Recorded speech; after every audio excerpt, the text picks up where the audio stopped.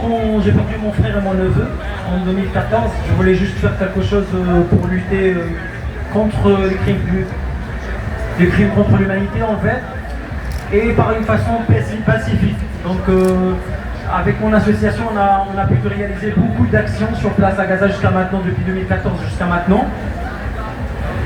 Comme des colis alimentaires, la distribution de colis alimentaires, la distribution de l'eau potable, les fournitures scolaires pour les enfants, parce que moi je suis prof de français, je m'intéresse beaucoup à soutenir le projet de l'éducation là-bas, surtout les élèves de français.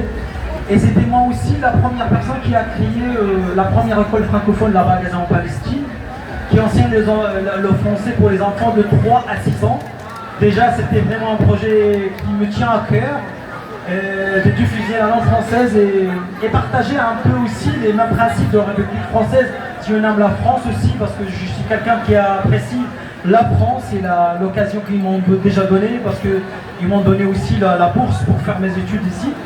Et j'ai eu la bourse du gouvernement français pour faire mes études de master en linguistique française à l'université de Lille. Donc je réside à Lille et j'ai continué à faire les efforts malgré l'intimidation que j'ai eue par voilà, les gens que je veux vraiment pas citer.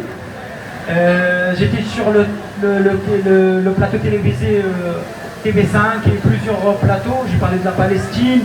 Et après c'était vraiment, ça gêne beaucoup en fait, parce que pour eux c'est un peu étrange de trouver un Palestinien qui parle français, qui sur les plateaux télévisés, et ça les pique, donc ils ont porté une plainte contre moi, comme d'habitude, apologie de terrorisme, et ça bloque ma demande d'asile, et franchement je suis dans la merde, mais on lâche rien, comme d'habitude, nous les Palestiniens on lâche rien. Ben oui, hein.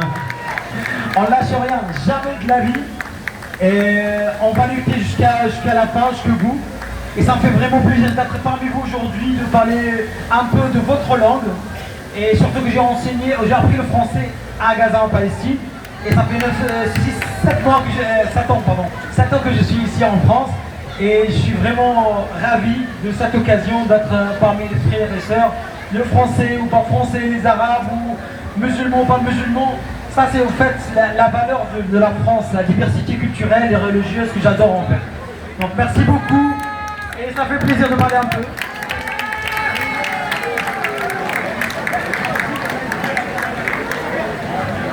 Alors lui, ce petit Walid, ça fait 2 ans que j'essaie de l'avoir.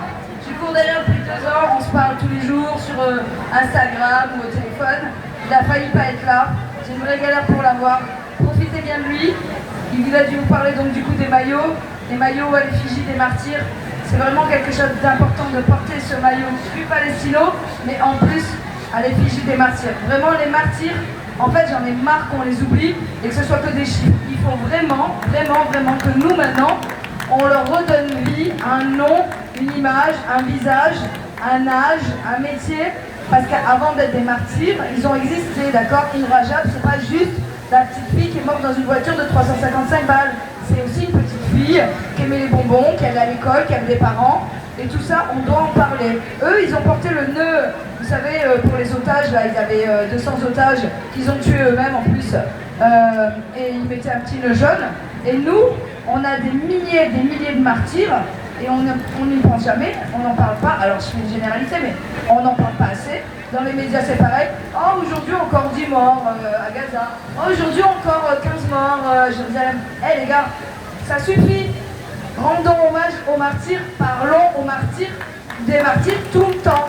Alors moi j'ai créé un projet qui s'appelle le nœud des martyrs. C'est un petit nœud blanc. Vous n'êtes pas obligés, hein, mais moi je vous dis, je le porte depuis le début. Quand je dis début du génocide, on sait que ça a démarré plutôt en 48, mais on va dire depuis le génocide accéléré le 7 octobre. En fait, ce nœud-là, il signifie que vous rendez hommage à la mémoire des martyrs tous les jours. Je le porte tous les jours pour aller à l'hôpital, pour aller dans ma vie tout le temps, je le porte tous les jours. Ça veut dire que les martyrs ils sont là avec moi tous les jours, je ne les oublie jamais. Je me lève le matin, je mets mon petit nœud, je change de fringue, je mets mon petit nœud, j'en ai même plusieurs, ok? Donc le blanc, pour leur pureté, pour le linceul dans lequel on les enterre. Ça s'appelle le nœud de martyr, vous pouvez en faire ce que vous voulez. Vous pouvez le mettre sur une chaussure, sur votre jean, vous pouvez le mettre dans vos cheveux, mais s'il vous plaît, portez le nœud blanc des martyrs, d'accord? Ne les oubliez pas tous les jours. En fait, c'est pas un drapeau, d'accord?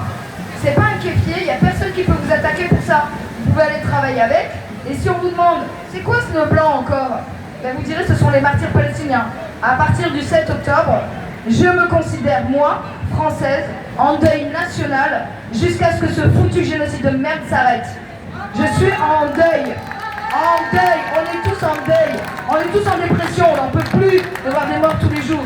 On en a marre de participer à ça et d'être complice parce que la France vend des armes à Israël. Parce que la France normalise avec Israël. On en a marre, nous, Français, d'être en dépression parce que tous les jours il y a des morts et que nous, notre argent, il paye pour ces morts. Stop, stop, stop. Merci pour ma sœur. J'ai fait un petit projet. Moi aussi, j'ai créé la première marque sportive qui s'appelle Palestino. Normalement, la base en fait de faire des maillots, et chaque maillot représente un martyr. J'ai commencé à faire pour mon papa, que j'ai perdu en 2007, mon frère et mon neveu, quand ils ont été bombardés brutalement par les Israéliens en 2014, et aussi des membres des gens que je connais, en fait, des amis, des collègues de français, mon inspecteur de français. C'est juste pour rendre hommage à chaque personne, parce qu'on ne sont pas des nombres, nous sommes des personnes, des êtres humains. Chacun avait ses rêves, ses ambitions. Il voulait juste vivre en paix, en sécurité. On ne demande pas que ça en fait. Donc c'était ça mon projet, juste pour rendre hommage à chaque martyr. Et merci beaucoup pour se rassembler aujourd'hui pour la cause palestinienne. C'est la meilleure cause au monde entier. La cause de justice contre l'injustice, tout simplement. Donc merci beaucoup et bon courage pour tout le monde. Merci. Merci beaucoup. Donc voilà, il y a son stand pas loin. Maillot, c'est ça, des maillots de football à l'effigie de la Palestine. Donc nous allons donner la parole à Salwa du projet